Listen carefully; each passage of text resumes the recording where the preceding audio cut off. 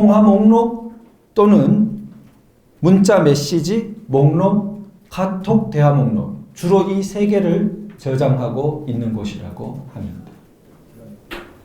당연히 그런 우리 휴대폰 생각하더라도 그걸 저장하고 있는 데이터베이스가 있겠죠? 네, 그게 텔레폰입니다. 그런데 이 태블릿 PC는 통화 기능이 없다고 다 밝혀졌죠? 그러니까 통화 목록은 나올 이유가 없어요. 그 다음에 이 태블릿 PC의 문자는 극히 몇 개 안 돼요. 그래서 뭐 10개 남아있나 이런 수준이에요. 그러니까 문자 메시지 목록이라는 건 거의 의미가 없다시피 합니다. 다만 카톡 대화방 경우에는 400 몇 개 정도가 있었던 흔적이 있어요. 그런데 그나마 한글 형태로 나온 건 10 몇 개 불과해요. 그래서 분명히 440개 가까이 카톡 대화방이 존재했다는 게 나오는데 대부분 알아먹을 수 없도록 되어 있고 10 몇 개 정도 의미 없는 광고성 이런 것만 남아있기 때문에 굉장히 의심을 받았던 겁니다. 게다가 JTBC는 카톡 대화방 중에 하나라면서 김한수와 최서원 씨가 카톡을 주고받았다고 많이 떠들었죠. 네.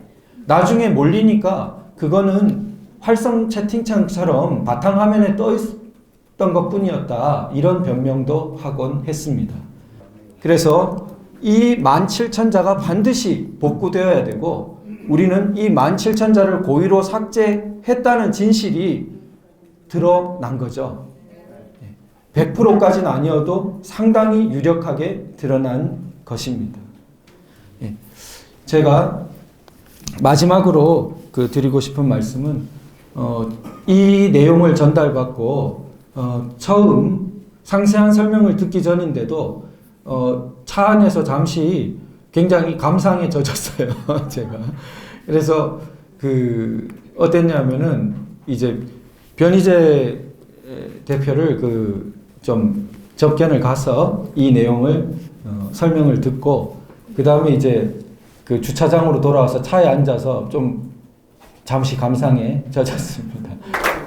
이게 법적인 게 있어. 제가 조금만 보충드리면은 위증죄로 심수미를 고발하는데 위증죄는 검찰 진술은 위증죄에 해당 내용은 아니고요.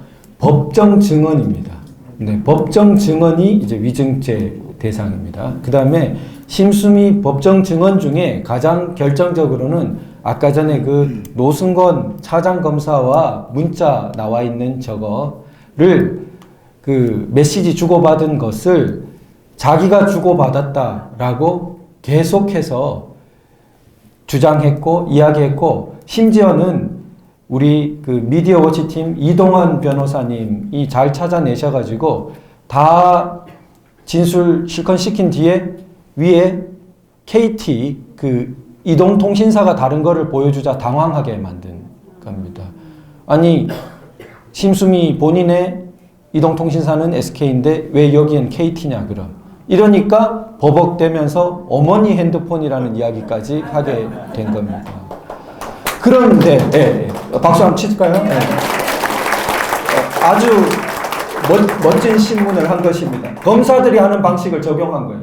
실컷 진술시킨 다음에 결정적인 증거를 마지막에 내민 겁니다. 그래서 그랬는데 그러자 코너에 몰린 이 사람들이 손용석 씨가 법정 증언을 했어. 이것도 법정 증언이기 때문에 함부로 하지 못하는 말입니다.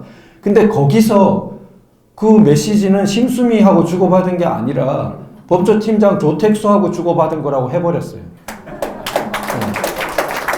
JTBC 내에서 법정 증언이 달라졌습니다. 누구 하나는 위증이죠. 네. 그래서 지금 심수미 위증 부분이 문제된 것입니다. 네. 여러분도 이제 대화를 나누실 때 그런 반론을 들으실 수 있기 때문에 말씀드리면은 이게 부팅되거나 껐다 키거나 이럴 때 자동 업데이트 되면서 여러 가지 파일이 변경된다는 겁니다. 그게 이제 검찰의 굉장히 주된 반박 내용이에요. 그런데 우리가 지금 보여드린 연락처 주소로 그 다음에 카톡의 대화 내용 이것은 우리가 상식적으로 생각해봐도 아무리 업데이트니 뭐니 해도 그거는 건드려지는 영역이 아닙니다. 우리가 그렇죠. 우리가 다 경험합니다. 휴대폰이나 컴퓨터 아무리 업데이트해도 그런 영역, 개인적인 사용자 영역에 해당되는 영역은 건드리지 않습니다. 그래서 그 부분이 삭제됐다는 것은 아주 고의적인 개입을 의미하는 것입니다. 그리고 그 마지막으로 광고 말씀드리면은 우리가 지금 이러한 그 1차 고발을 필두로 그리고 나아가서는 여기서 밝혀지는 정황들을 가지고 그 어떠한 국회 차원에서의 특별 검사 도입이라든지 그런 부분도 우리가 염두에 둬야 되지 않나, 이 문제에 대해서 그런 부분을 조금 미리 말씀드려드립니다. 네, 감사합니다. 네, 이것으로서 오늘 기자회견을 마치도록 하겠습니다. 장시간 끝까지 참석해 주신 독자분들께 대단히 감사의 말씀. 자, 열심히 하겠습니다. 감사합니다. 네, 오늘 또 많은 유튜버들 크기를 보시면 WAL 있는 것이 15만 6천 이렇게 나가죠. 즉 수정 변경되기 전에 임시로 붙잡고 있는 그 전 형태의 크기가 15만 6천 바이트 가량이에요. 그런데 고치고 나자 어떻게 됐습니까? 13만 9천으로 갔어요. 뭘 말해요? 17,000 바이트가 없어진 겁니다. 17,000 바이트, 전문가들은 17,000자쯤이라고 그래요. 17,000자, 적다면 적을 수 있어요. 그러나 카톡 대화방에 17,000자 가량의 글자가 써져 있었던 거예요. 그 17,000자 어디로 갔냐는 거예요. 그 17,000자를 왜 건드렸냐는 겁니다. 중요한 시사점을 갖고 있죠. 카톡 대화방의 내용이 그러면은 이것 또한 아까 전과 같은 논리죠. 왜 거기를 건드렸겠느냐? 왜 거기에 17,000자를 삭제했겠느냐? 그것은 실사용자에 대해서 어떤 사람으로 몰아가려는 정황이 굉장히 많이 드러나 있는 거죠. 그래서 이 17,000자가 반드시 복구되어야 되고, 우리는 이 17,000자를 고의로 삭제했다는 진실이 드러난 거죠.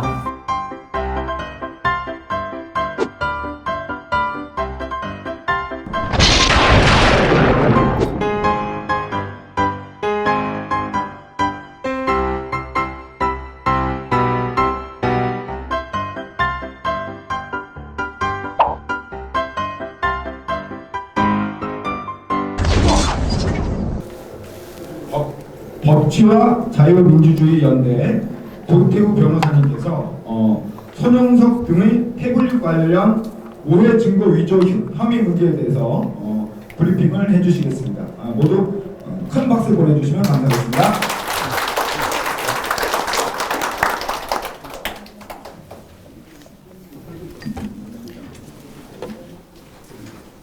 예, 태블릿 문제로 진실과 정의를 위해서 이렇게 많은 분들이 노력해 오신 지 이제 2년쯤 되는 것 같습니다. 그 사이에 이러한 투쟁 가운데에서 유명을 달리하신 애국 열사 분들도 여러 분 계시고, 또 변희재 대표를 비롯해서 관련 투쟁과 관련 사안으로 옥고를 치르고 계시거나 치르셨던 분도 여러 분 계십니다. 그분들 포함해서 또 그런 뜨거운 마음으로 이 자리에 함께 해주신, 또 방송 앞에 계신 모든 분들께 위로와 감사의 말씀을 먼저 드리고 싶습니다. 그러나 그분들의 고귀한 노력과 희생은 헛되지 않았고, 2년간의 길다면 길고 짧다면 짧은 긴 역사에서 볼 땐 그런 시간을 거치면서 분명히 하나의 대통령을 정점으로 한 정권을 무너뜨리는 그러한 정변에 아주 상징적이고도 핵심적인 그 조작물로 등장했던 태블릿의 진실에 관해서 닫혀있던 거대한 그 벽이 허물어지고 있습니다. 그러한 그 노력들 에는 저처럼 여기 이렇게 마이크 앞에 나와 있는 분보다 얼굴을 드러내지 않은 많은 분들의 노력이 너무나 컸습니다. 지금 디지털 포렌식 분석 자료 경우에도 제가 IT 전문가도 아니고 포렌식 전문가도 아닙니다. 그런데 저에게 이러한 방대한 포렌식 자료를 분석해서 이 중요한 대목을 찾아내고 전달해 준 분들이 계십니다. 그분들의 숨은 노고에 다시 한번 감사드립니다. 그래서 제가 전해드리는 말씀은 비록 저는 IT 전문가도 포렌식 전문가도 아니지만 분명히 복수의 IT 전문가와 포렌식 전문가로부터 확인받은 내용을 가지고 그리고 국과수 보고서에 있는 그 보고서 상의 물증을 가지고 브리핑 드리는 것이라는 점을 분명히 말씀드립니다. 그러면은 크게 제가 지적할 부분이 두 가지인데요. 우선 이러한 행위를 한 주체는 현재로서는 손용석 등 외에 2명이 그 행위를 했다고 주장하고 있습니다. 물론 그들의 주장이기 때문에 주장이란 것은 이제 그 시기에 태블릿을 자기들이 들고 있었다는 주장입니다. 이 주장조차도 과연 얼마만큼이 진실인지는 추후 다시 따져볼 여지는 있습니다. 과연 그 시기에 JTBC의 주장처럼 JTBC가 태블릿을 갖고 있었는지 조차도 지금은 상당히 의문스러운 면도 있습니다. 그러나 어쨌든 그들의 주장을 따르더라도 손용석은 팀장입니다. JTBC의 그 손용석 팀장과 다른 2명, 그 다른 2명은 심수미 김필준 기자는 아니고요. 다른 2명을 거론했습니다. 이렇게 3명이 태블릿을 분석하고 들고 있었다라고 법정에서 이렇게 증언으로 말했습니다. 그러면 그들이 들고 있었다는 24일에 검찰에 넘기기 전 기간에 제가 이제 고발 내용으로 말씀드리는 것은 모해 증거 인멸이라는 제목인데요. 그 제목이 복잡하죠. 그래서 쉽게 말하면은 증거를 위조했다는 것입니다. 쉽게 말하면. 그런데 위조를 하는 그 양상이 여러 가지가 있을 수 있습니다. 이렇게 추가하는 것일 수도 있고 변경하는 것일 수도 있고 뭔가를 없애버리는 것일 수도 있죠. 그 중에 특히 없애버리는 쪽에 해당하는 말이 인멸입니다. 없애버린다. 그래서 대표적으로 디지털 증거라면 삭제해버리는 경우가 없애는 것에 해당되겠죠. 그래서 디지털 증거에서 삭제한 물증이 아주 구체적으로 등장했기 때문에 오늘 이러한 기자회견이라는 계기까지 열게 된 것입니다. 자, 그러면은 모해라는 말은 왜 붙었느냐? 그냥 민사 재판이나 이런 데서 쓰이는 증거를 위조하면은 그게 범죄가 됩니다. 그런데 모해 증거 위조, 모해 증거 인멸이라는 모해는 다른 어떤 사람을 모해라는 건 해를 끼칠 마음으로 아주 작심을 하고 그렇게 증거를 위조하는 경우를 모해 증거 위조라고 합니다. 죄가 더 무겁겠죠? 다른 사람을 억울한 범죄자로 만들 수도 있고 억울한 혐의를 뒤집어 씌울 수도 있는 행위죠. 사회적으로 위험성이 극도로 큰 행위죠. 거짓말이나 증거 위조 같은 거 하지 말라고 동서고금을 털어서 모든 종교와 현인들의 가르침에 나오죠. 거짓말보다 더 심한 게 증거 위조죠. 그런데 증거 위조 중에서도 제일 악독한 것이 모해 증거 위조죠. 자, 그러면은 어떻게 해서 해를 끼치는 작심을 했다고 볼 수 있느냐? 지금 일단 디지털 증거에 대해서 하나만 더 기초적인 지식을 말씀드리고 진행하면, 디지털 증거는 일반 증거와 다른 특성이 있습니다. 그것은 이제 굉장히 널리 받아들여지는 상식인데요. 학계라든지 모든 곳에서. 가장 큰 특징이 뭐냐면은 위변조가 쉽다는 것이에요.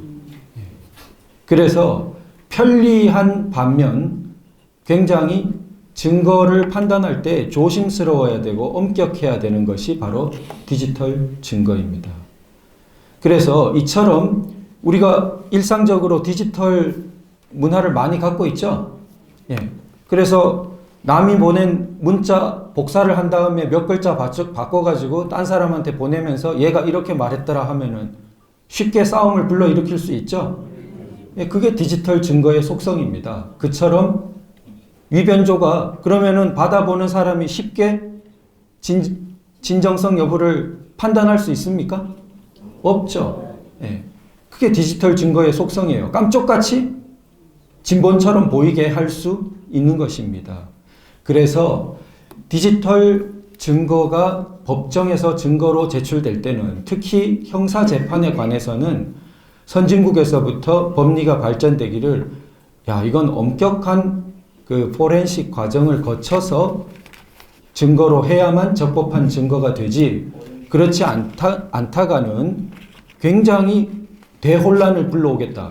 당연히 그런 경찰이나 검찰 관계자들이 생각했겠죠.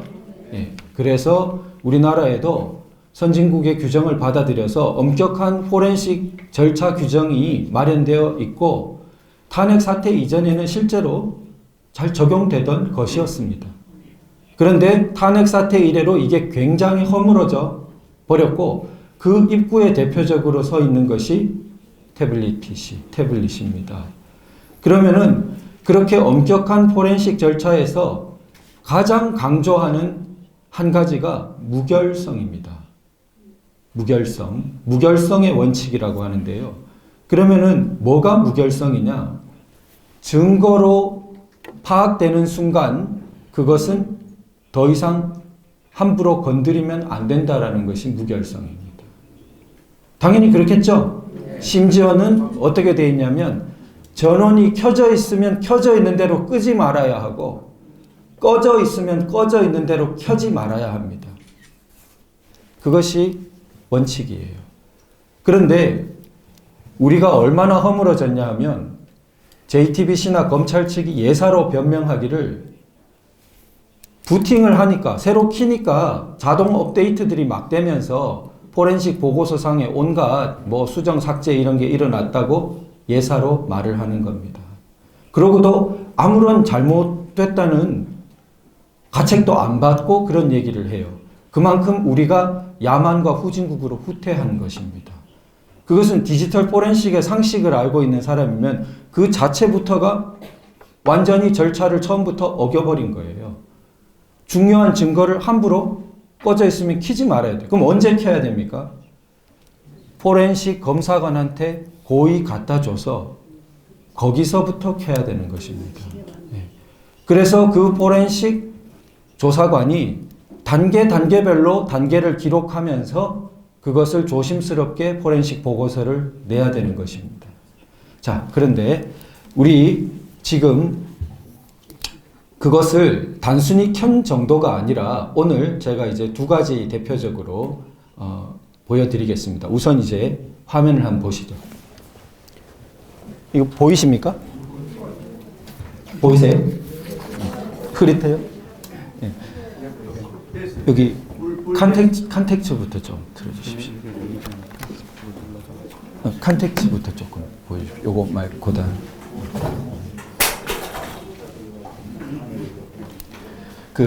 조금 디지털 IT 용어들이 들어갈 수 있는데, 우리 대한민국은 IT 선진국이니까 다 잘 알아들으실 거라고 믿습니다. 자, 우리 보시면은, 지금 요 다음 화면 제가 먼저 하려고 하는데, 컨텍츠부터 봐주십시오. 자, 그러면 보시면은 컨텍스트라고 지금 나와요. 보이십니까? 여기 609번 노란 줄 표시해 놓은 것에 context to 꺼져버렸네요.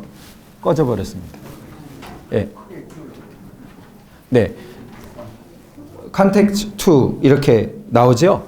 예, 거기 설명을 드리면은 context to 저것이 그 안드로이드 운영 체제에서는 그 전화번호부 목록, 즉 연락처 목록, 연락처 목록을 갖고 있는 .db라고 되어 있죠. 데이터베이스입니다. 그러니까 연락처 목록을 저장하고 있는 데이터베이스 항목입니다.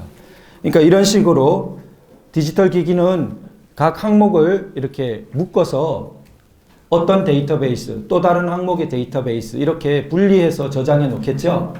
그 중에 이 context라는 것은 context라는 말에서 보듯이 연락처, 전화번호부 이런 것을 저장하고 있는 데이터베이스입니다. 그런데 이 609행을 쭉 따라가 보시면 끝까지 가보죠. 609행에 끝까지 가보면요. 그 제일 끝에 수정 일시가 있어요. 위에 보면 수정 일시가 있죠. 수정 일시에 보면 어떻게 되어 있습니까? 2016년 10월 24일이라고 되어 있죠. 예, 2016년 10월 24일은 JTBC 주장에 따르면 검찰에 넘겨주던 그때예요. 24일.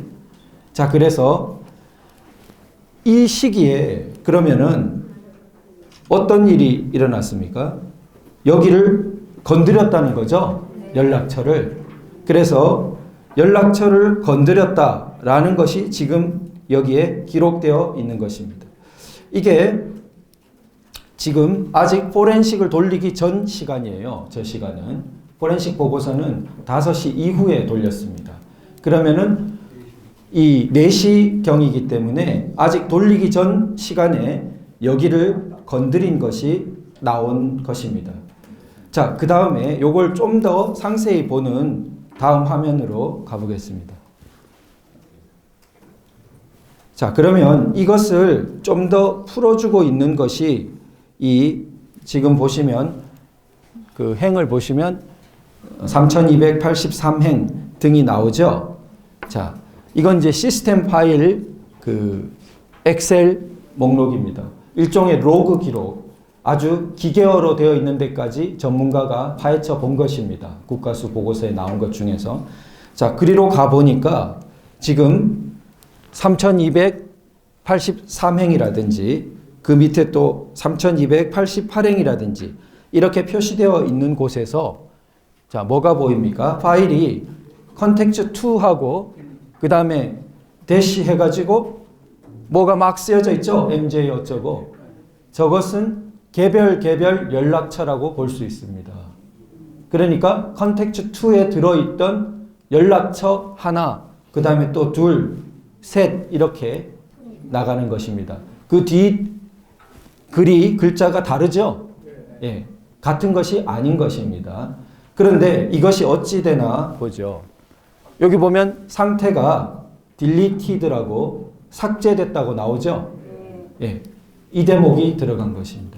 연락처가 구체적으로 삭제되고 있습니다. 그러면 삭제되는 것이 일시가 언제인지 옆으로 가보죠. 예, 크기는 작아요. 연락처니까 73바이트, 뭐 73글자라고 그래요. 그러니까 연락처니까 뭐 긴 글자를 필요로 하지 않죠. 이름, 뭐 전화번호, 뭐 이런 거.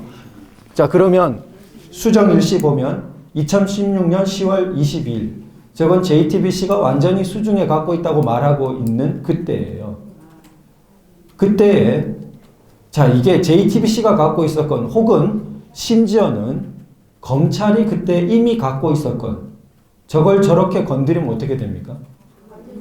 건드리는 정도가 아니라 옛날에는 건드린다 했는데 그러니까 JTBC가 변명하기를 뭐 변경하거나 다운로드 받거나 그런 게 그러니까 다운로드 받거나 이런 게 무슨 문제냐 이렇게 변명 아닌 변명을 했었어요. 그런데 지금 나오기를 어떻게 나옵니까? 다운로드 이런 게 아니라 삭제했다고 나오죠. 삭제했다. 그리고 그 시기는 JTBC가 자기들이 갖고 있었다고 말하는 시기다. 그리고 삭제한 파일은 연락처 목록이다. 전화번호부 같은 것에 누구 목록. 그게 지금 31개가 이 이래로 있는 것이 발견됐습니다. 그래서 다음을 보여주시죠. 네. 이처럼 그 항목들을 모아놓은 것입니다. 보시면 행이 지금 엑셀로 다시 정렬해서 뭐 3894도 있고 4200 뭐 번대도 있고 이렇게 나갑니다. 모아보니까 이런 게 31개나 있어요. 보면 다 딜리티드 삭제된 거로 나오고 모양이 전부 컨텍스트 2.dash 해가지고 그 연락처 데이터베이스에서 개별 구별되는 사람들의 연락처라는 것을 볼 수 있죠. 네. 그렇게 해서 수정 일시 가보면은 삭제한 구체적인 날짜가 크기도 보십시오. 73바이트로 동일하죠. 연락처가 비슷한 크기를 갖고 있습니다. 수정 일시를 보면 22일에서 24일에 걸쳐서 저러고 있는 것을 볼 수 있습니다. 그러면은 연락처를 구체적으로 이렇게 31개나 없애버렸다라는 것은 어떤 의미를 갖느냐. 지금 최초 검찰 포렌식 보고서에 보면 연락처라고 되는 항목에 불과 10명 미만의 사람만 남아 있었어요. 연락처 항목은 이 태블릿의 실사용자가 누구인지를 규명하거나 추정하는데 굉장히 중요하겠죠. 이 사람이 누구누구랑 연락처에 담아두고 있냐. 우리도 주인 잃어버린 휴대폰 찾으면 그거 어떻게 추정해요? 그 사람의 통화 목록이나 그 사람의 연락처 항목을 보고 거기 연락처 많이 한 사람한테 연락해보고 그러지 않겠어요? 그러니까 그 사람의 누가 실사용자인가를 규명하는데 굉장히 결정적인 정보를 담고 있는 것이 연락처 목록, 전화번호부 목록이란 말입니다. 그런데 거기서 10명 미만을 남기고 31개가 없어져 버린 물증이 나온 것입니다. 그 31명에 남긴 사람이 누구냐? 조금이라도 최순실 씨랑 꼬투리가 있는 사람을 주도적으로 남겼어요. 김한수, 이병헌 이런 식으로. 그러니까 몰아가기가 쉬웠던 거죠. 김한수는 조카다. 이병헌은 뭐 이병헌은 조카다. 김한수는 이병헌의 친구다. 이러면서. 그러니까 다 최순실에 연결된 사람이다. 몰아가기가 쉬웠던 겁니다. 그런데 만약 31개의 연락처에 선거 캠프 사람들만 잔뜩 들어있거나 엉뚱한 김모 씨의 뭐 그게 김희종 씨일 수도 있고 엉뚱한 뭐 누구의 김모 씨든 또 누구든 가까운 사람들만 잔뜩 들어있으면 이 실사용자는 전혀 다른 사람이네 라는 추정이 쉽게 가능하겠죠. 그래서 이게 중요하다는 겁니다. 그러면은 이 행위를 한 사람은 실수로 했겠네요. 고의로 삭제했죠. 그리고 왜 하필 연락처를 건드렸을까? 그건 실사용자를 자기가 몰아가려고 싶은 사람한테로 몰아가기 위해서 저렇게 31명을 날렸다라는 혐의를 우리가 합리적인 의심이 되죠. 그래서 우리가 고발할 만큼의 근거는 충분하죠. 우리가 절대자가 아니기 때문에 100% 알 수는 없고 또 추가 조사의 여지는 있겠지만 적어도 고발할 정도의 근거는 충분하지 않습니까? 네, 박수 한번 치죠.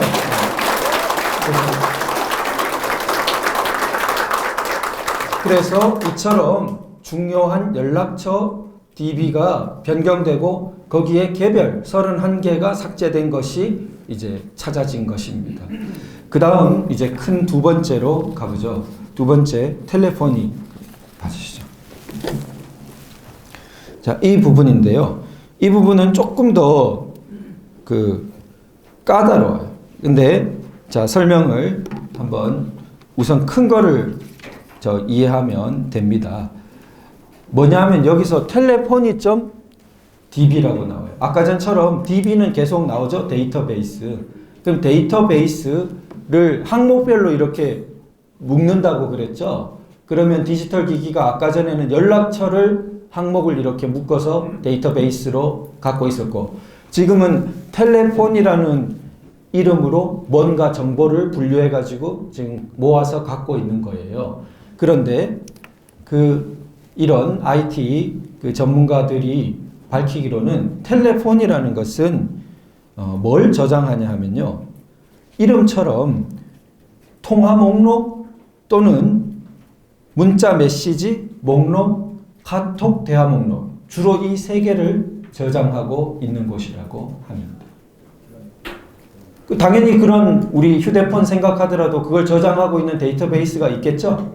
네, 그게 텔레폰입니다. 그런데 이 태블릿 PC는 통화 기능이 없다고 다 밝혀졌죠? 그러니까 통화 목록은 나올 이유가 없어요. 그 다음에 이 태블릿 PC의 문자는 극히 몇 개 안 돼요. 그래서 뭐 10개 남아있나 이런 수준이에요. 그러니까 문자 메시지 목록이라는 건 거의 의미가 없다시피 합니다.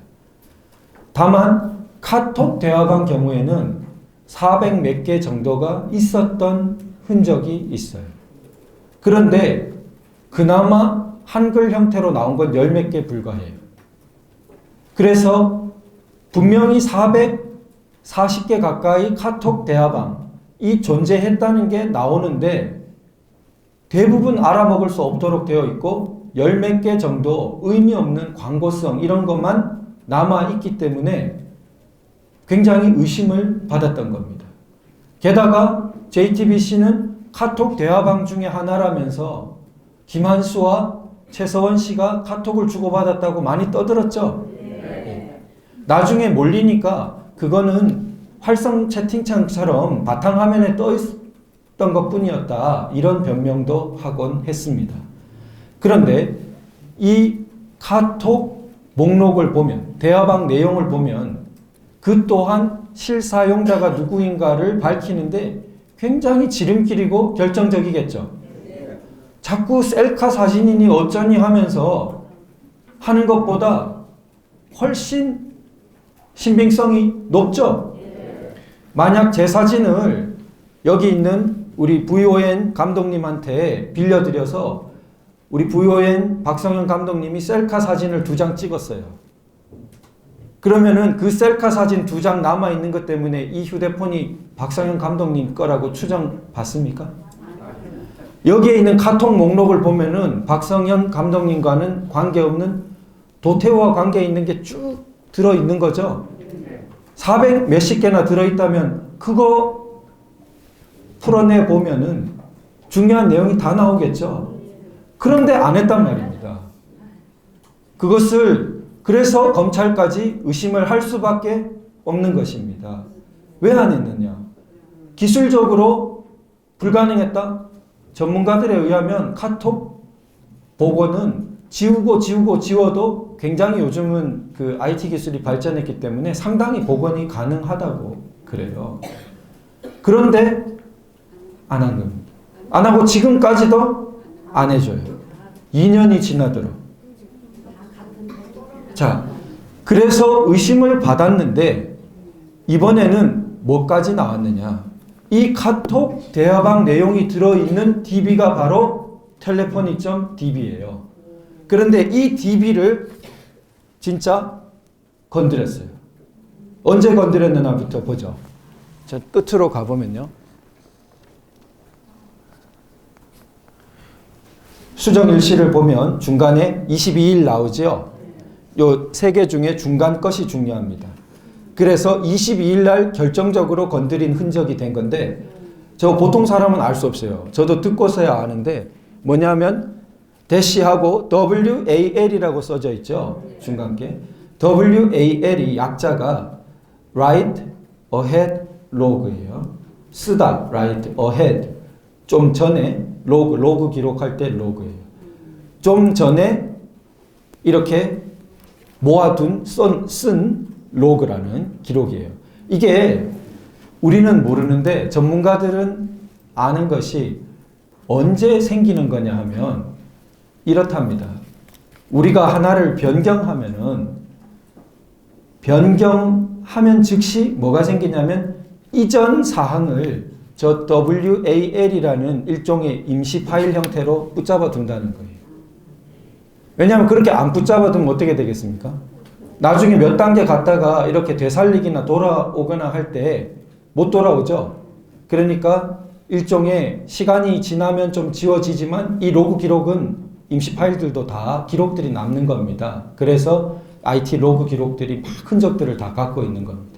그러니까 WAL이라는 것은 그 파일이 있다는 것은 그 시점에 삭제하거나 수정하거나 거기를 건드린 그것을 말한다고 아는 것입니다. 전문가들은. 즉 WAL이라는 저 파일은 반드시 수정, 변경, 삭제할 때만 생겨나는 파일이라는 거예요. 그런데 지금 보시면은 그 윗행을 보시면 같은 일자, 같은 시각이죠. 즉 이게 시간, 대체로는 시간 순서상으로 밑으로 내려가는데 이 경우에는 지금 위로 간다고 해요. 그러면은 선뜻 이해가 안 되는데 왜 그렇게 가냐? 이게 엑셀이 정렬할 때 초가 없어요. 옆에 보시면은 분단위까지만 있죠. 분단위까지만 있으니까 시간 순으로 볼 때 제 둘은 동일한 거로 읽혀요. 그러니까 이걸 재정렬하거나 할 때 걔네들의 둘이 위치가 살짝 바뀌어버리는 수가 있다는 겁니다. 그래서 대체로는 시간 순서로 밑으로 내려가는데 이 경우는 이 파일은 이 WAL이라는 저 표시 때문에 그 전문가들은 어떻게 읽어내냐 하면은 밑에 여기 지금 WAL 표시가 있는 게 딱 먼저 있고 그 다음에 수정되고 난 다음 파일이 저거예요. 네, 그런 식으로 이해하시면 돼요. 그러면은 수정되고 난 파일 크기를 봐요. 크기를 보시면 크기가 어떻게 됐습니까? 지금 그 옆으로 가야 됩니다. 왼쪽으로 좀 옮겨 주십시오. 크기를 보시면 WAL 있는 것이 15만 6천 이렇게 나가죠. 즉 수정 변경되기 전에 임시로 붙잡고 있는 그 전 형태의 크기가 15만 6천 바이트 가량이에요. 그런데 고치고 나자 어떻게 됐습니까? 13만 9천으로 갔어요. 뭘 말해요? 17,000바이트가 없어진 겁니다. 17,000바이트, 전문가들은 17,000자쯤이라고 그래요. 17,000자, 적다면 적을 수 있어요.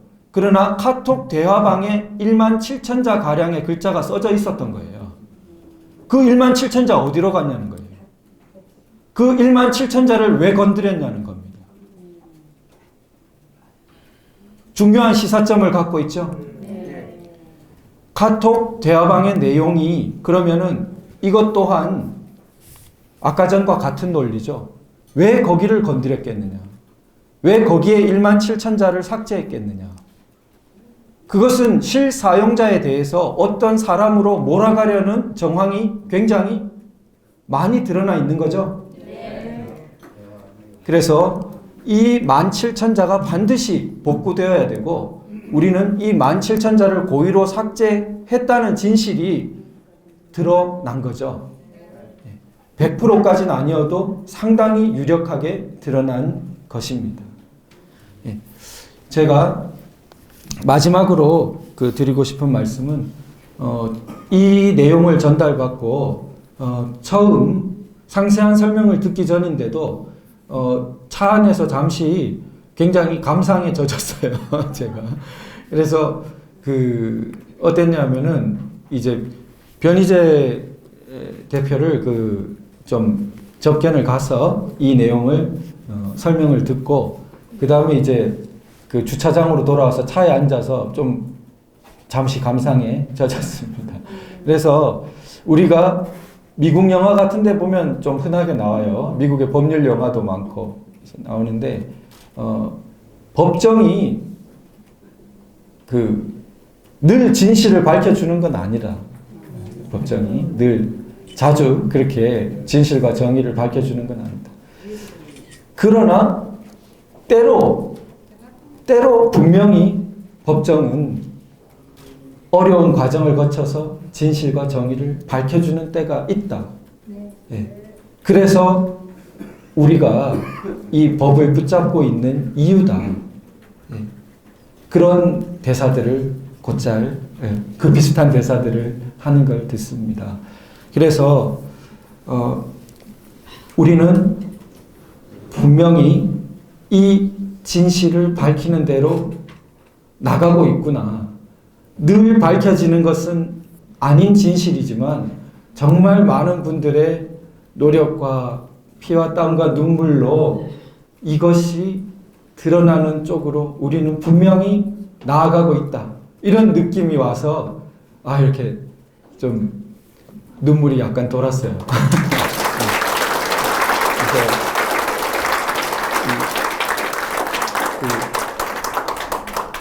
이제 저 발표 말고도 다른 위증도 상당히 그 중요한 이런 진실로 나아가고 거짓이 허물어지는 것들을 많이 포함하고 있습니다. 그래서 우리 더 들으면서 더욱 확신을 가져봤으면 좋겠습니다. 감사합니다. 질문하시는 잠깐만요. 질문을 좀 드리겠습니다. 지금 지금 흔적이 있다고 지금 말씀하셨는데요. 그 외에 여러 가지 이제 조작 증거라든가 증거인물 그런 흔적이 있는데 문제는 저희가 저런 거 말고도 지금 굉장히 많은 문제를 지금 발견했지 않습니까? 근데 지금 국가수에서 검찰에서 포렌식 분석을 했고 국가수에서 분석을 했습니다. 근데 우리가 저걸 주장하는 게 중요한 게 아니고 저걸 국가수에서 저런 문제를 지금 분석해서 저런 문제를 지적을 했거나 아니면 법원에 가서 저런 우리가 제기하는 부분을 갖다가 법원에서 인정을 해주고 받아들여야 문제라고 봅니다. 지금 문제가 여러 전문가들이 많은 걸 지적을 했어요. 저 문제뿐만 아니라 여러 가지 문제를 지적했는데 문제는 이게 우리 주장의 문제가 아니고 그리고 아까 국가수에서 지금 제가 질문 취지를 알았습니다. 답변을 드리죠. 인정이 돼야 되는 건데 좀 어떻게 인정을 받느냐는 게 상당히 중요해요. 답변을 드리죠. 우리가 유치원 가고 그다음 초등학교 갑니다. 그죠? 단계를 생략할 수 없어요. 그래서 단계로 나아가고 있습니다. 물론 아주 영재반이 되어가지고 이렇게 다 쭉 됐으면 좋았어요. 그런데 검찰 포렌식 당연히 제한적으로 한 거고 국가수 포렌식조차도 당연히 제한적으로 진행된 것입니다. 우리가 그 당시는 이런 구체적인 물증들을 들고 국가수한테 요청할 수가 없었어요. 즉, 이 국가수에서 해주는 것은 특정된 우리가 요구사항을 적은 것을 해주지 포괄적으로 너네가 모든 진실을 거기서 찾아서 우리한테 알려달라. 그렇게는 법 시스템은 안 굴러갑니다. 그런데 특정을 해주기 위한 재료가 국가수한테 말할 때는 초기에 최초 검찰 포렌식 2016년도에 검찰 포렌식 그거 입수하는데 1년 걸렸습니다. 박 대통령과 최서원 씨 재판 통해서 1년가량이나 끌다가 1년 지나서야 그걸 보고서를 준 겁니다. 그 보고서를 주고 우리가 입수한 뒤에야 거기에 여러 가지 허점과 지적할 점을 지적해서 감정을 다시 요청했고 이제 더 상세한 국가수 보고서를 손에 쥔 겁니다.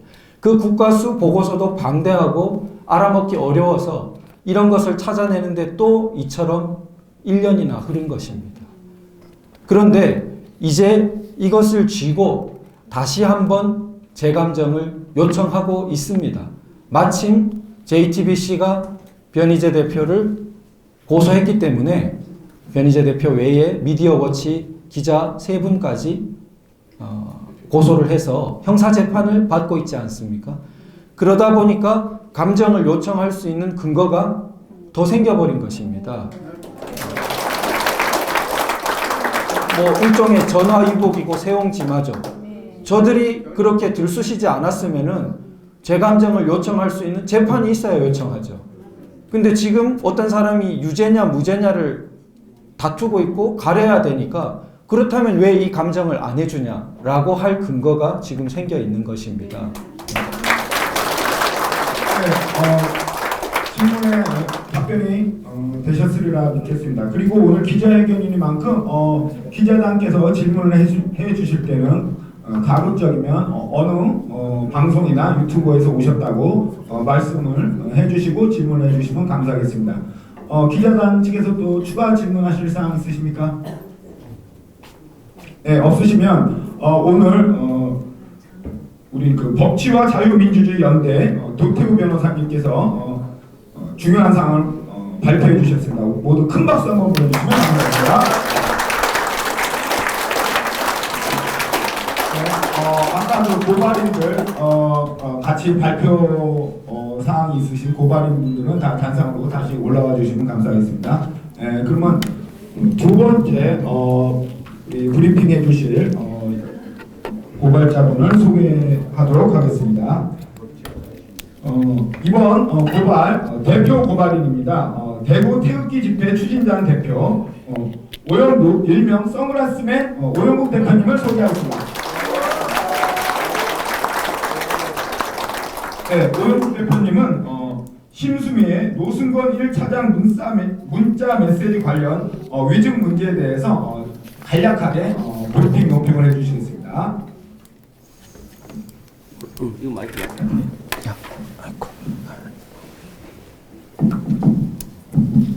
애국 동지 여러분, 이래 바쁘신데도 이래 많이 참석해주셔서 감사합니다. 전문적인 용어 이런 거는 이제 도 변호사님께서 말씀 다 하셨으니까 저는 우리 독자들이 또 우리 애국 동지들이 알아듣기 쉽게 몇 가지만 좀 일반 평범한 이야기를 좀 해보도록 하겠습니다. 우선 우리 이 참 썩어 빠진 법조계에서 몇 안 되는 우리 애국 변호사, 도 변호사한테 박수 한번 더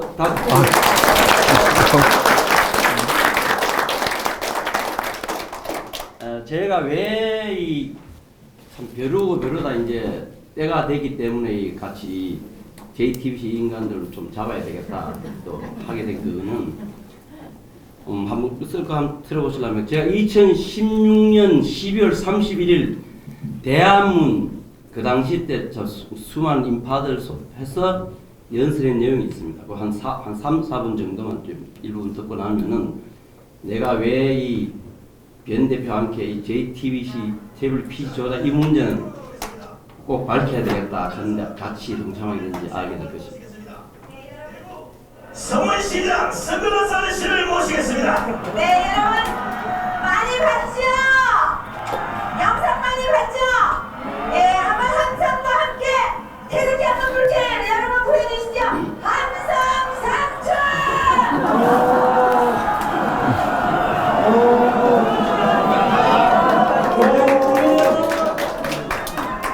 대구 서울시장에서 오는 서브라스 사입니다. 속이 참물이 나죠. 이 대한민국이 어떻게 해서 만들어진 나라입니까? 종북 자포를 나버리는데 이 나라가 위험에 처했다고 하니 피눈물이 납니다. 우리는 승리할 수 있습니다. 반드시 승리를 해야만 합니다. 기대의 역적, 기대의 묘사꾼, 손석희의 내란 업무 조작 사건의 그 실체가 변희재 대표의 노력으로 모조리 다 밝혀졌습니다. 기대의 역적 손석희를 그대로 두렵니까? 손석희를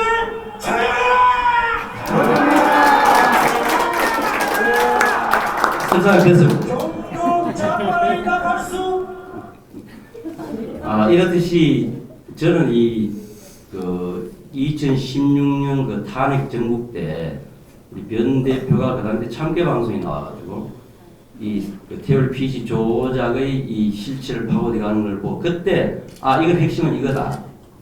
이것만이 대통령을 구하는 길이다. 그래서 생각하고 그때 제가 연설할 때는 그 당시 변 대표 일면식도 없는 상태입니다. 일면식도 없는 상태에서 내가 변 대표 이야기하면서 이 태블릿 PC 손석희를 구속시켜야 된다 이렇게 이제 했는 것인데 여러분 알다시피 최근에 좀 우리 그 미디어 워치 독자분 내에서 약간 조금 사고의 차이가 있어서 조금 이제 설렁설렁했지만 제가 아마 가장 강력하게 변 대표를 강하게 우리가 해야 되고 이왕 구속된 이상 이 태블릿 PC 조작 사건을 수면 위에 올려야 된다. 이걸 가장 이제 강조했던 사람이 또 저입니다. 저기 때문에 그러면 지금 이 엄청난 일들이 재판 과정이 다 밝히지 않았습니까?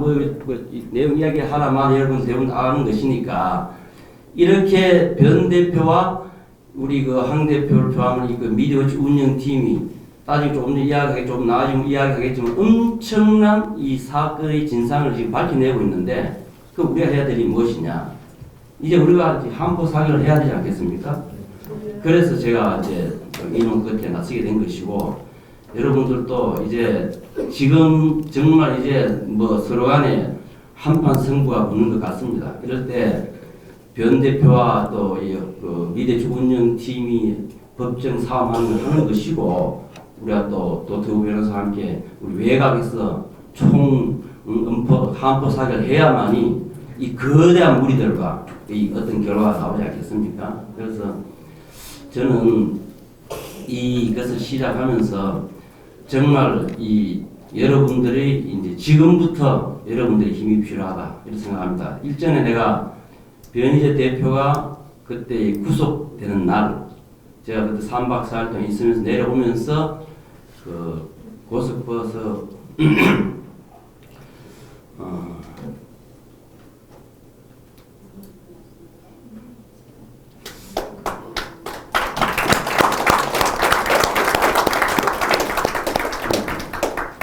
그때 이제 글을 올린 게 있는데 나도 지금 나이가 60세이니까 내보다 나이가 드신 분들은 생을 내놓고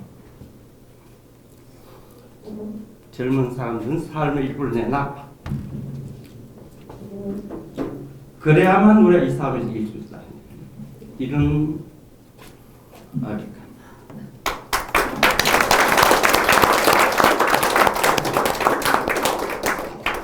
이제 지금 그 시점이 온 것 같습니다. 그죠? 여러분. 자, 그러면 제가 이제 간단히 말씀을 드리면 여러 가지 내용이 있지만 결과적으로 저희들이 미디어워치 독자분이나 애국 동지들 간단하게 알아야 될 사항은 결국 우리 변 대표와 우리 그 미디어워치 운영팀이 밝히는 엄청난 사건은 결국은 이 역적모에 검찰이 개입됐다는 사실입니다. 안 그렇습니까?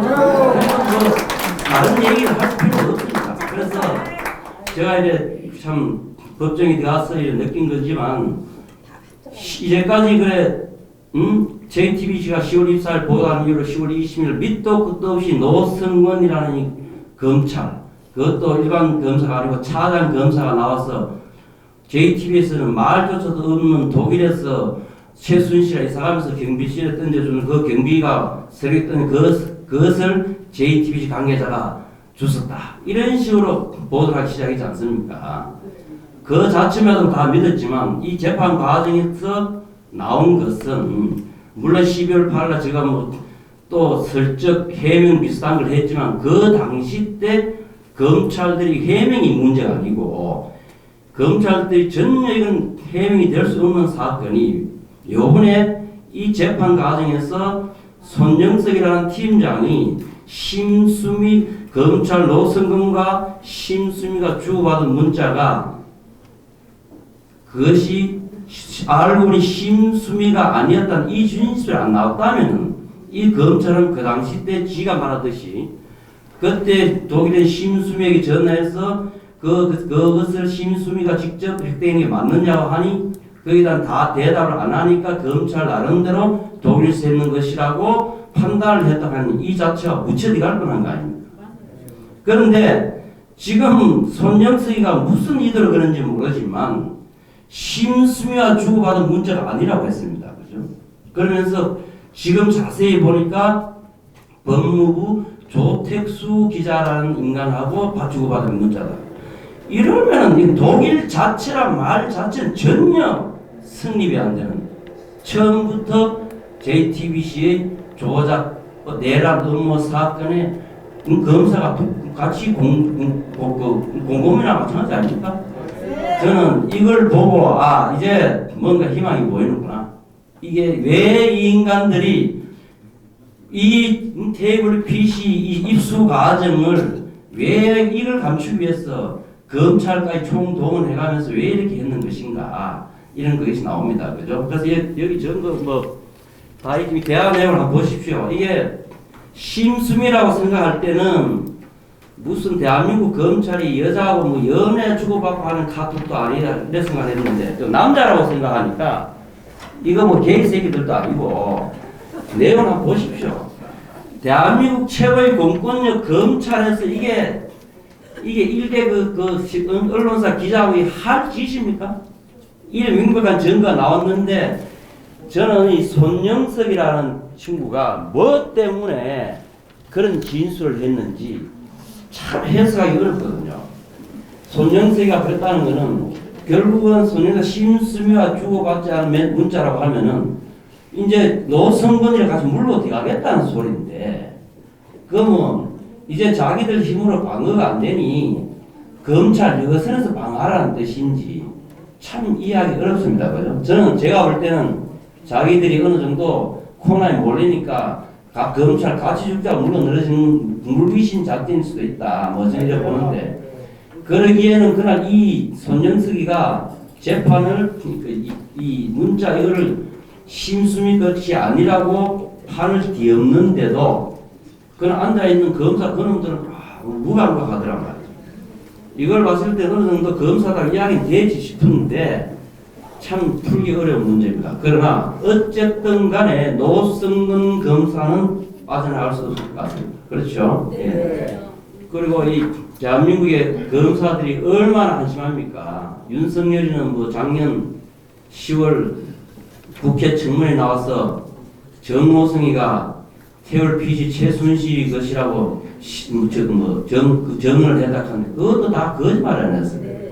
이 대한민국의 검사들은 윤석열, 그다음 노성근, 그다음에 그 이규철인지 뭐 태월 PC 삼성 거 이상한 거 들고 나왔다가 기자가 뒷면 보여라 캐피터 들켰는 거.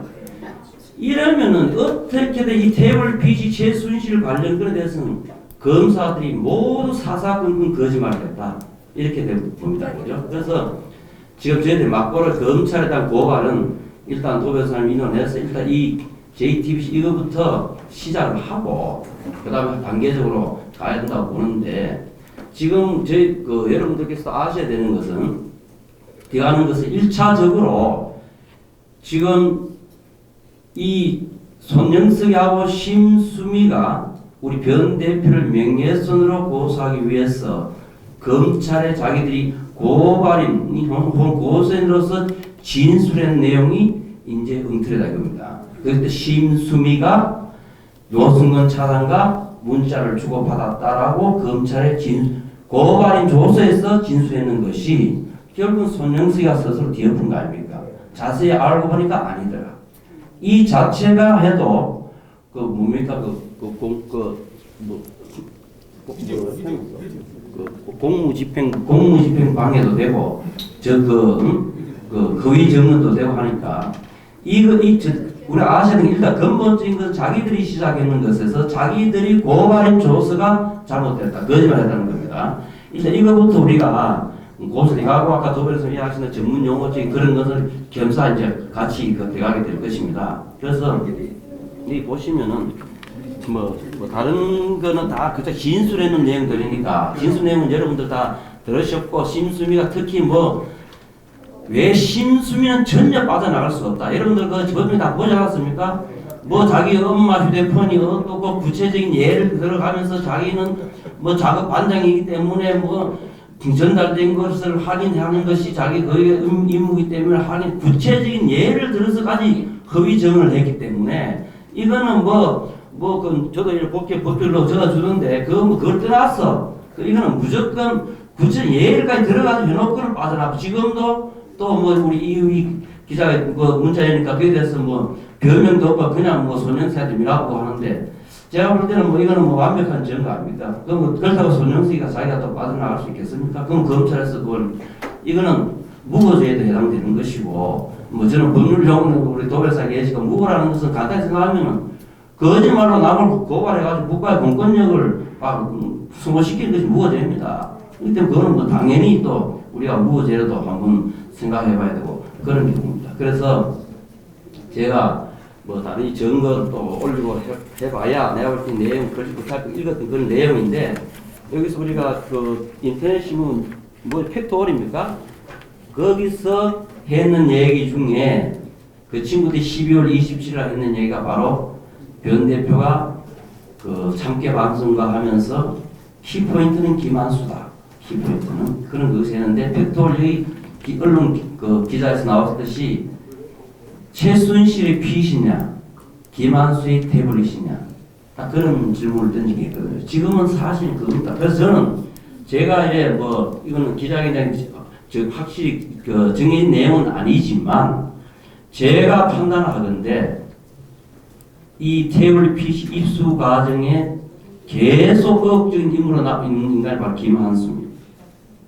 이 김한수라는 취재원 김한수를 보호하기 위해서 이 심수미, 노승근 이 모든 것이 독일서 왕리 뭐니 가고 이런 쇼를 했다고 저는 저 개인적으로 그렇게 생각을 합니다. 그래서 제가 볼 때는 막 어차피 우리가 시작했는 거 한포 사기를 할 수 있도록 여러분 좀 동참해 주시고 이번 이 기회를 통해서 이 유튜버들 뭐 하시고 유튜버 다 나가고 그 실방 되겠지만 우리 애국 동지들에게 꼭 한마디 부탁을 드리겠습니다. 제가 항상 이야기하다시피 여기 계신 여러분들 힘만으로는 이 재판을 이길 수가 없습니다. 아무리 증거가 나와도 저 거대한 언론사와 이 주사파 정권이 확실한 백그라운드 하에서 여러분들이 확실한 이 증거만 뭐 박근혜 대통령이 증거가 없어질 구속되고 있습니까? 절대 이길 수 없습니다. 그럼 어떻게 해야 되느냐? 여러분들 스스로가 주변의 태극 동지들에게 이 사실을 알리도록 해야 됩니다. 이 이슈가 우리가 선점했을 게 우리 거다 이런 생각을 하시면 절대로 이기지 못합니다. 그래서 특히 애국당 같은 경우는 애국당 지도부와 광적인 인간들 뭐 조금 제외하고 거의 90%의 애국당 당원 동지들은 정말로 박근혜 대통령의 어떤 명예를 회복을 바라는 사람들이기 때문에 그런 분들에 대해서 적극적으로 이 중요한 사실, 이 엄청난 사실들을 좀 설명해주고 설득해주길 좀 부탁을 드리겠습니다. 그래야만이 우리가 이 거대한 놈들과의 싸움에서 소개의 목적을 달성할 수 있으리라 생각합니다. 다시 한번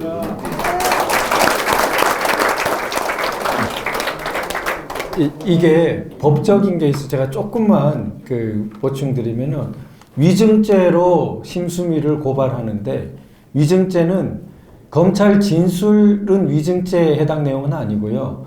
법정 증언입니다. 네, 법정 증언이 이제 위증죄 대상입니다. 그 다음에 심수미 법정 증언 중에 가장 결정적으로는 아까 전에 그 노승건 차장검사와 문자 나와 있는 저거를 그 메시지 주고받은 것을 자기가 주고받았다라고 계속해서 주장했고 이야기했고 심지어는 우리 그 미디어 워치팀 이동환 변호사님이 잘 찾아내셔가지고 다 진술 실컷 시킨 뒤에 위에 KT 그 이동통신사가 다른 거를 보여주자 당황하게 만든 겁니다. 아니 심수미 본인의 이동통신사는 SK인데 왜 여기엔 KT냐 그럼 이러니까 버벅대면서 어머니 핸드폰이라는 이야기까지 하게 된 겁니다. 그런데 박수 한번 치실까요? 아주 멋진 신문을 한 것입니다. 검사들이 하는 방식을 적용한 거예요. 실컷 진술시킨 다음에 결정적인 증거를 마지막에 내민 겁니다. 그래서 그랬는데 그러자 코너에 몰린 이 사람들이 손용석 씨가 법정 증언을 했어. 이것도 법정 증언이기 때문에 함부로 하지 못하는 말입니다. 근데 거기서 그 메시지는 심수미하고 주고받은 게 아니라 법조팀장 조택수하고 주고받은 거라고 해버렸어요. JTBC 내에서 법정 증언이 달라졌습니다. 누구 하나는 위증이죠. 네. 그래서 지금 심수미 위증 부분이 문제된 것입니다. 하겠습니다. 네. 마지막에 한 말씀을 더 드리겠습니다.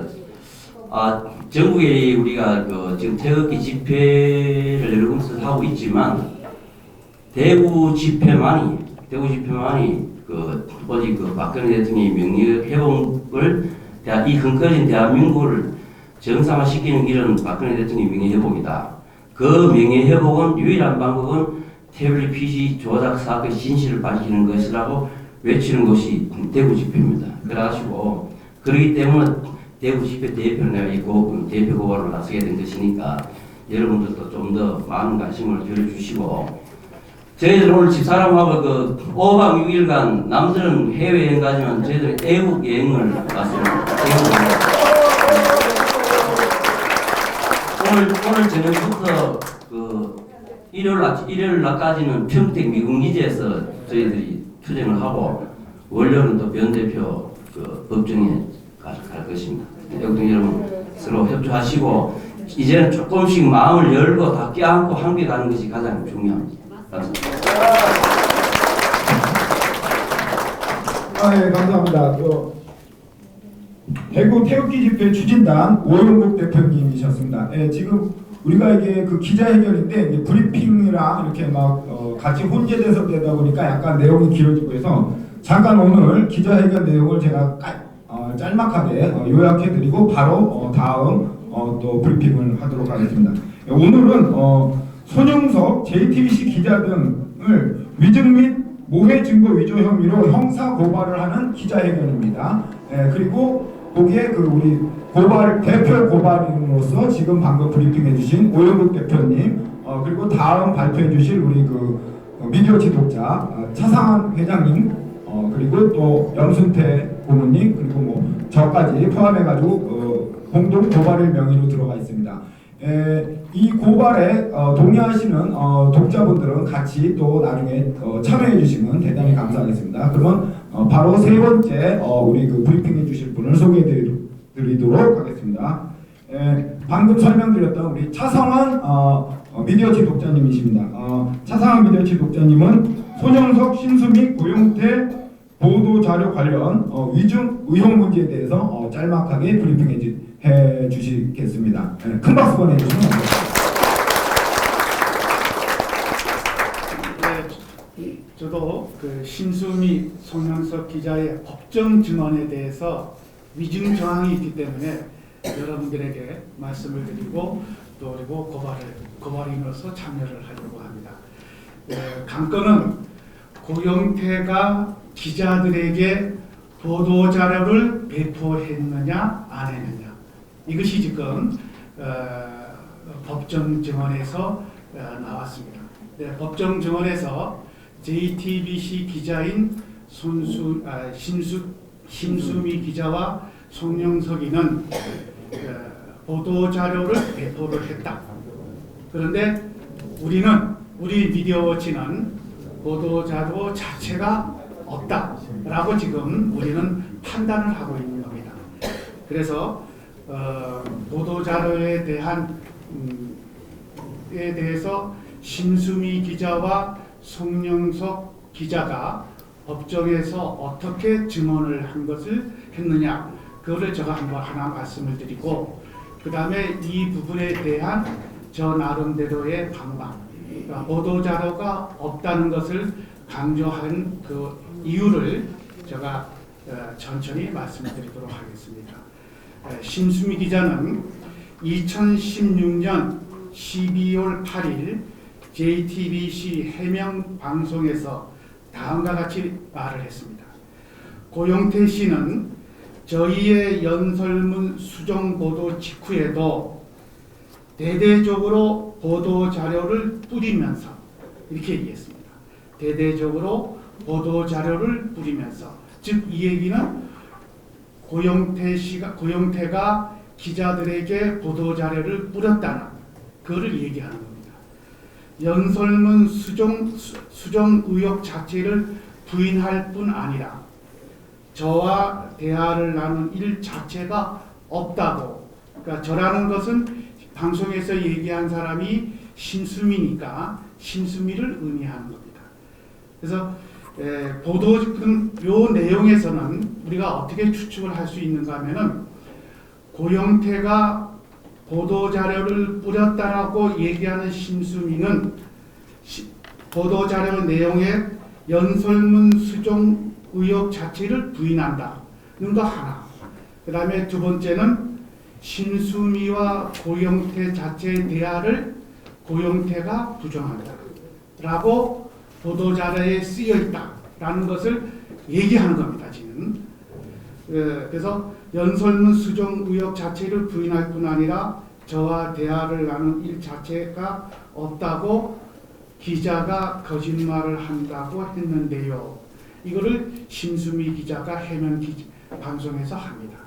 다음에 10월 1일 법정 증언에서는 뭐라고 증언을 하는가 하면은 국회 청문회가 아니라 고영태가 사전에 기자들에게 뿌린 보도자료에서 이렇게 얘기합니다. 사전에 기자들에게 뿌린 보도자료에서, 즉 이 얘기는 고영태가 기자들에게 보도자료를 뿌렸다라는 것을 얘기하는 거죠. 그런 내용이 뭐냐면은 JTBC 기자를 만난 적 없다. 그런 내용이 있다는 것을 다른 기자들부터 들었다고 증언을 합니다. 그래서 즉 법정 증언에서 심수미는 고영태가 사전에 기자들에게 뿌린 보도자료에서 그런 내용이 있다는 것을 다른 기자들부터 들었다고 증언을 하는 거죠.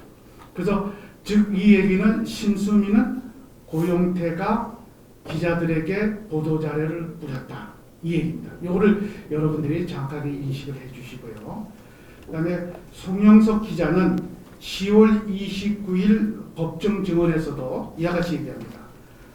고영태 보도자료는 있었다라고 증언합니다. 그러면서 이것이라는 것은 보도자료죠.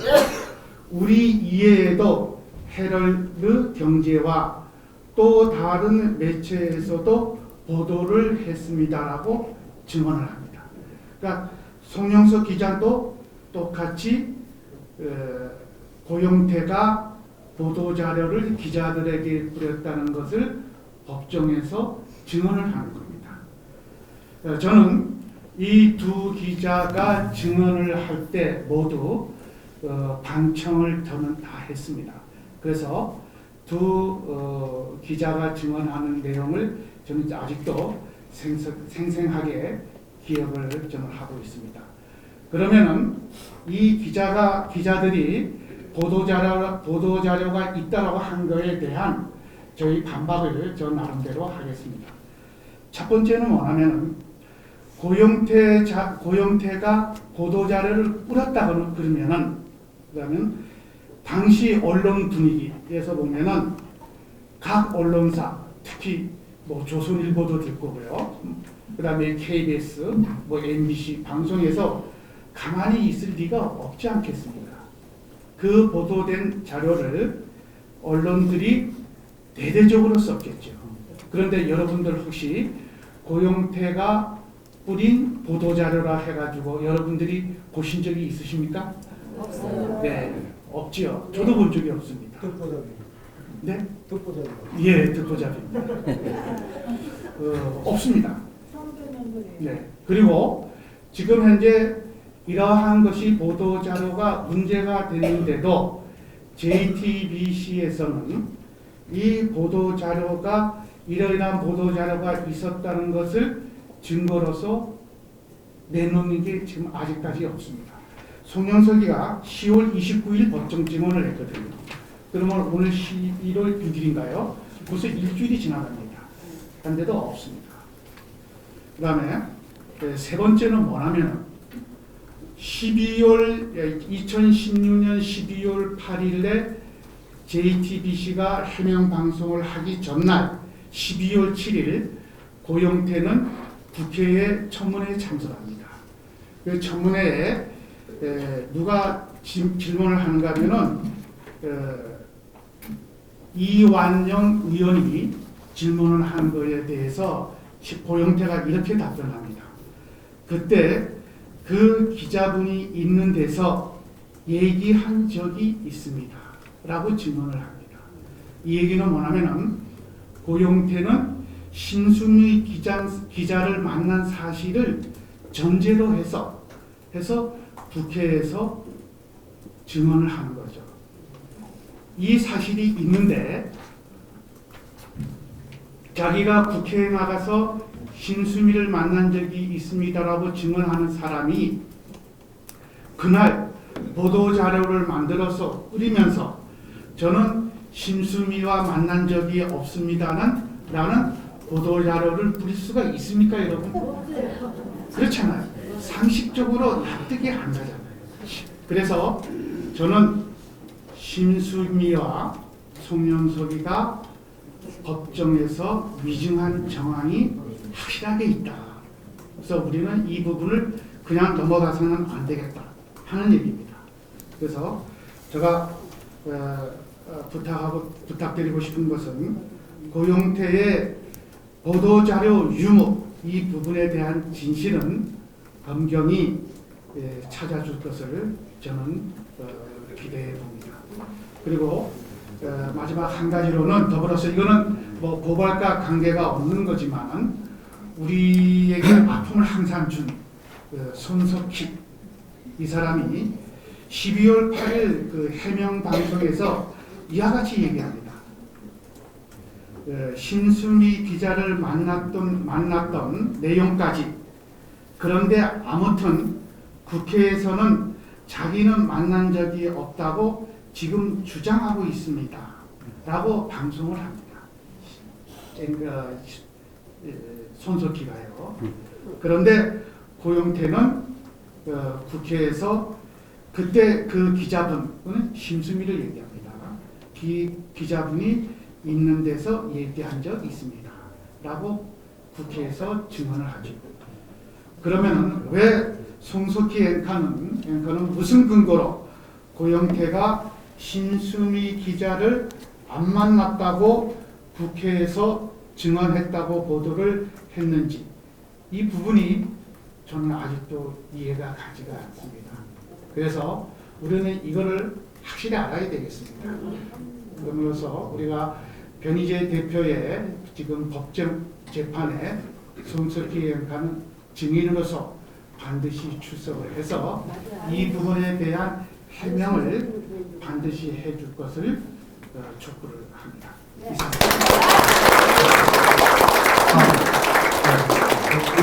이것이 사회장님의 발표였습니다. 대단히 감사합니다. 그리고 질문 있으십니까? 잠깐만요. 한국시사TV 네네. 장종수 기자님. 네.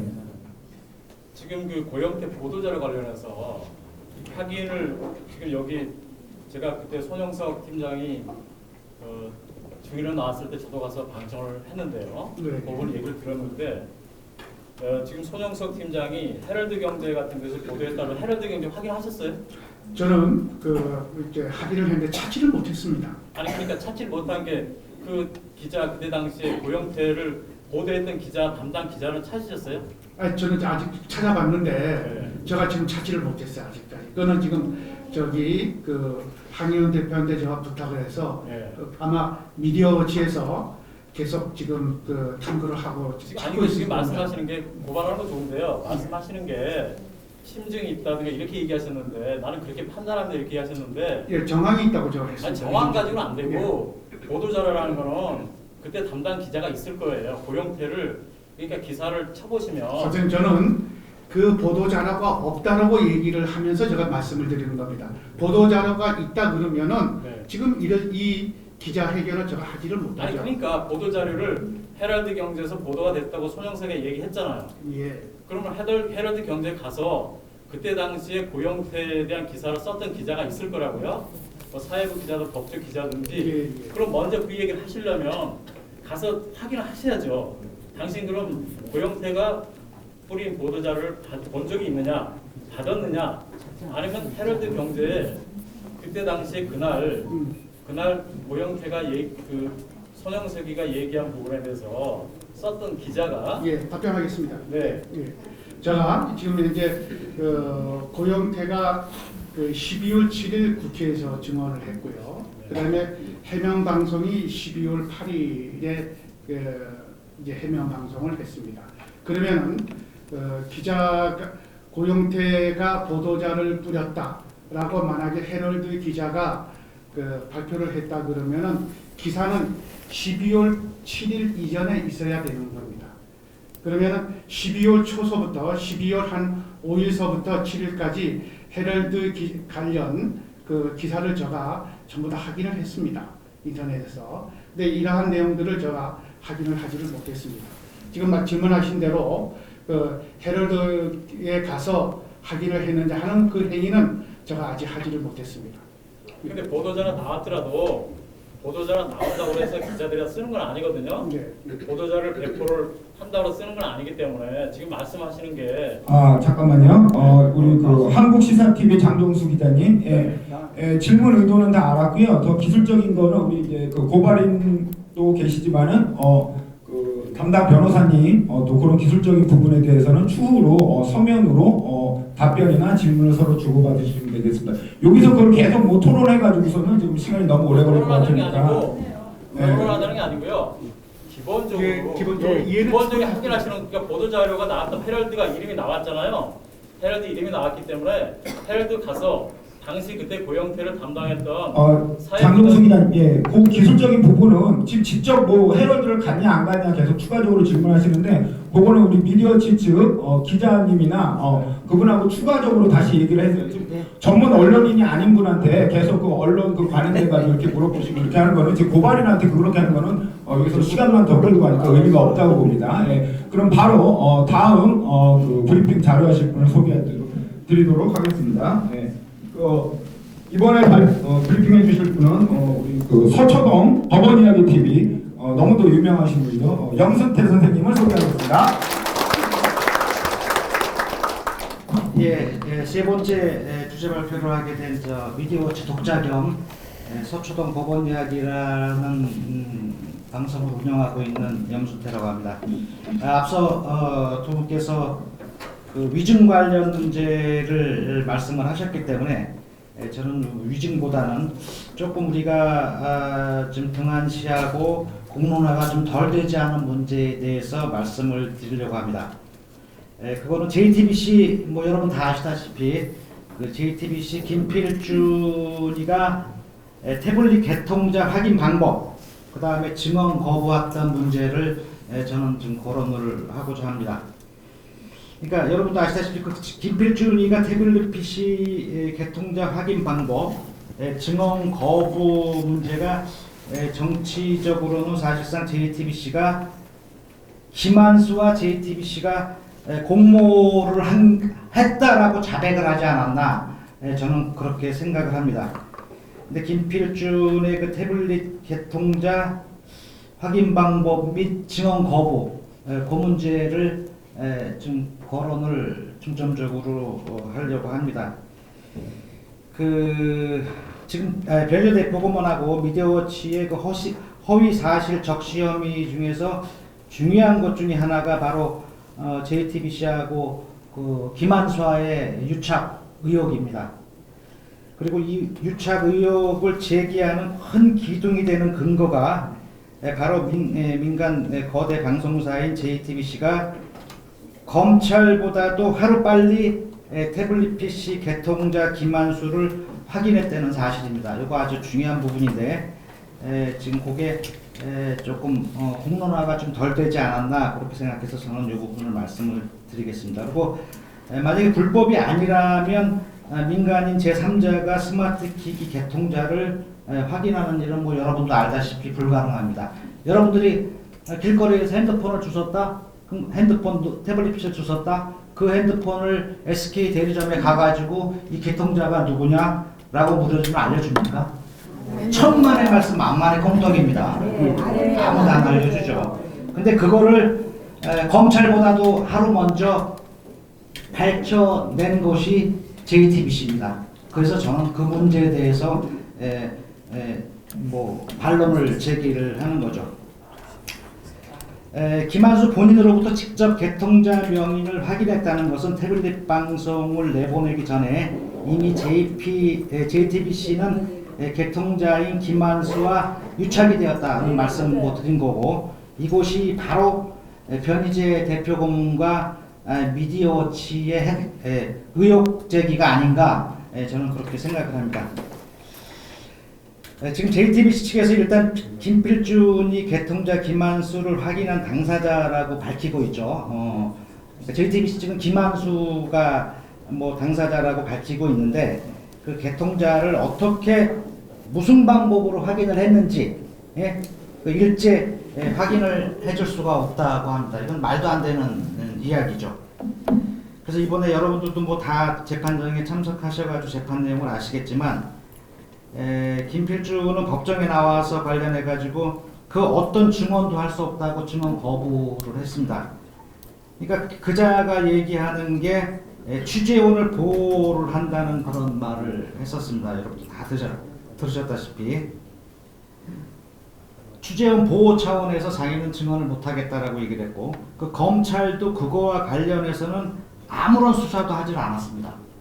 그러니까 그거에 대한 의혹을 저는 제시를 하는 거고, 결론적으로 그렇다면 진실을 아무도 아는 사람이 없는 거죠. 그 진실을 모르는데 누가 누구를 처벌을 한다는 말입니까? 진실이 밝혀지질 않았는데. 그러니까 그런 의구점을 저는 다시 한번 말씀을 드리고, 지금 김필준이가 얘기하는 뭐 취재원 보호라는 얘기는 뭐 얼핏 들으면은 뭐 좋은 얘기로 들릴 수가 있습니다. 뭐 기자의 어떤 본능이고 뭐 그런 얘기로 저는 들리는데, 취재원 보호 논리로는 한 작은 언론사의 사주와 기자들 전원을 형사처벌하려고 하는 지금의 상황이 정말 아이러니하다고 저는 생각을 합니다. 그 거대 언론사에서.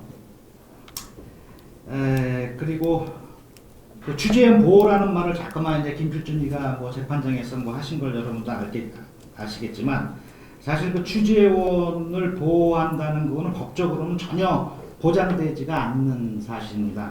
그러니까 취재원 보호는 단지 언론인들이 자기네들끼리 자율 규정으로 이렇게 한 거지 어떤 법률로 보호를 받을 수 없는 사항이라는 걸 여러분들한테 다시 한번 말씀을 드리고, 제가 뭐 예를 하나 들겠습니다. 여러분도 다 아시다시피 지난 MB정부에서 광우병 보도에서 MBC가 뭐 익명의 검찰 관계자를 팔면서 취재원 보호를 그렇게 내세운 적이 한 번 있었습니다.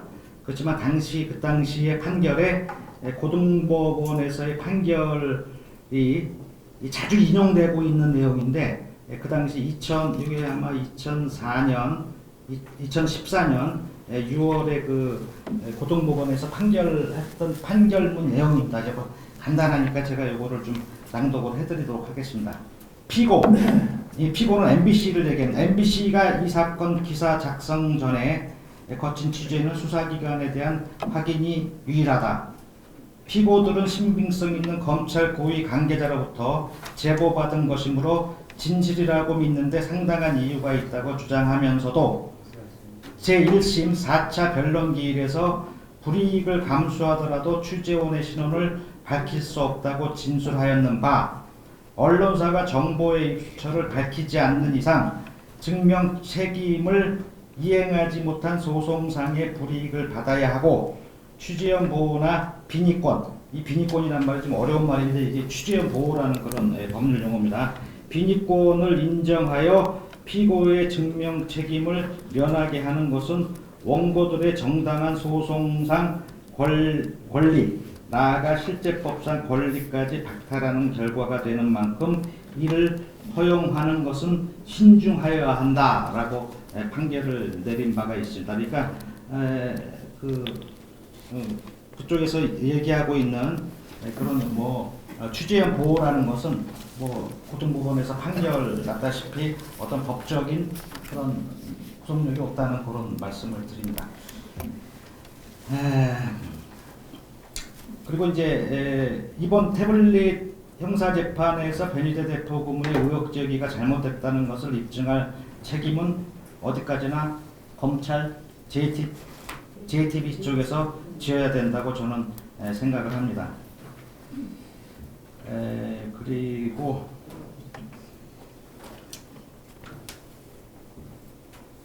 이번에 이제 박주영 판사가 뭐 어떤 판결을 할 줄은 모르지만은 김한수와 유착 문제 관련한 쟁점에서는 변 대표에게 절대로 유죄를 줄 수 없다라고 저는 강조드리는 바입니다. 이 계기를 만들어준 게 바로 김필준의 태블릿 PC 개통자 확인 방법 증언 거부라고 생각을 합니다. 어떤 궤변을 동원해서도 안 됩니다. 그게 우리가 주장하는 무죄의 결정적인 증거입니다. 앞서서 오 대표님과 처 회장님께서 말씀을 위증에 대해서는 해주셨는데 위증 거는 저는 위증 사항은 아니지만은 중요한 일이기 때문에 다시 한번 요 김필준이 아니고 JTBC와 김만수와의 유착 부분을 말씀을 드렸습니다. 김필준 태블릿 PC 개통자 확인 방법 증언 거부 문제는 어디까지나 진짜 직접적인 영향을 미치고 필연적으로 변 대표 고문을 유죄를 주기는 타당하지 않다. 그렇게 다시 한번 강조의 말씀을 드리겠습니다. 그리고 의외로 김필준 태블릿 개통자 확인 방법 증언 거부 문제의 법적 파괴력에 대해서 말씀을 하는 분들이 없는 듯해서 제가 모처럼 그냥 그런 주제에 기회가 있어가지고 유착관계 문제를 말씀을 드리는 것입니다. 이제 거의 마지막 부분인데요. 재판 결과를 우리가 예단할 수는 없지만 판사가 김한수 문제를 어떻게 처리하고 또 판결문에 어떻게 거론을 할지를 저를 포함해서 여러분들도 꼭 예의주시를 하도록 부탁을 드리겠습니다. 그리고 제가 지금 이런 말씀을 드리는 거는 전부 법률 전문가의 고언을 듣고 말씀을 드리는 거를 첨언을 드리겠습니다. 그리고 이제 끝으로 우리가 초심 하는데 우리가 초심을 왜 지금 태극기를 들고 왜 이런 투쟁을 하고 있는가 여러분들 초심에 대해서는 다 알고 계시겠지만 현 시점에서 우리가 초심이라고 그래가지고 탄핵 무효를 시킨다 그래가지고 탄핵 무효가 솔직히 되는 게 아닙니다. 그리고 무죄 석방을 시키라고 외친다 그래서 무죄 석방을 시키는 분들도 아니고 하기 때문에 지금 현 시점에서 우리가 투쟁할 수 있는 가능성 있는 일은 태블릿 PC밖에 없다라고 저는 확신을 하고 있습니다. 그러니까 여러분들 지금 우리 독자뿐만 아니고 많은 기자분들도 오시고 다른 정당, 다른 시민단체에서도 참여를 하셨는데 다른 본인이 속해져 있는 그런 정당이나 시민단체에서도 좀 태블릿 PC에 대한 그런 주장, 구호 이런 게 조금 적지 않나, 안 되고 있지 않나 그렇게 생각을 합니다. 그러니까 여러분들이 소속되어 있는 그런 정당 단체에서 그 태블릿 PC를 강력하게 좀 어필을 해주시기를 다시 한번 부탁을 드리면서 마지막으로 이제 본 고발 관련해서 대표 고발자로서 오영국 대표님께서 고생을 하시고 그러는데 우리 미디어워치 독자뿐만 아니고 여러 애국 동지님들의 여러분들의 성원이 있어야지 이거의 결실을 맺을 수 있으니까 꼭 좀 성원과 또 후원도 좀 부탁의 말씀을 드리면서 제 말씀을 가름하도록 하겠습니다. 고맙습니다. 네, 감사합니다. 기자회견이지만 좀 그 브리핑이 같이 돼가지고 생각보다 굉장히 좀 장시간 이루어졌습니다. 그 오랜 시간 동안 대부분 참석해주신 분들이 거의 끝까지 집중해주시면서 이렇게 같이 참여해주신 분에 대해서 대단히 감사의 말씀드립니다. 모두 우리 다 같이 한번 박수 한번 치자.